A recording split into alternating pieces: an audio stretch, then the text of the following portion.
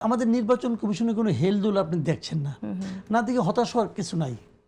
হতাশ হওয়ার কিছু নাই মানে আমি এই নির্বাচন কমিশনকে আমার বিবেচনা এটা একটা অথর্ব, অযোগ্য এবং অনভিজ্ঞ এই একটা নির্বাচন কমিশন আমরা পেয়েছি। এদের কোনো অভিজ্ঞতা নেই, জীবনে কোনোদিন কোনো নির্বাচন পরিচালনা করে নাই। তাদেরকে আপনি মানে বাংলাদেশের ইতিহাসের সবচেয়ে জটিল নির্বাচনটা পরিচালনার দায়িত্ব দিয়েছেন। তাদের কোনো অভিজ্ঞতাও নাই এবং তারা অযোগ্য।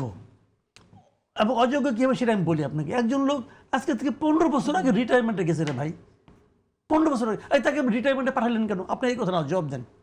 সরকার তাকে অবসরে পাঠালো কেন?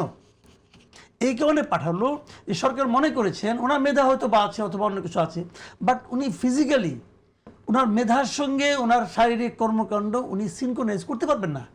এমন একটা বয়সে সে পৌঁছে গেছে। এক সময় আমি অনেক কিছু পারতাম, হয়তো এখনো মনে করি আমি পারবো, কিন্তু আমার শরীর সেটাকে সায় দিবে না।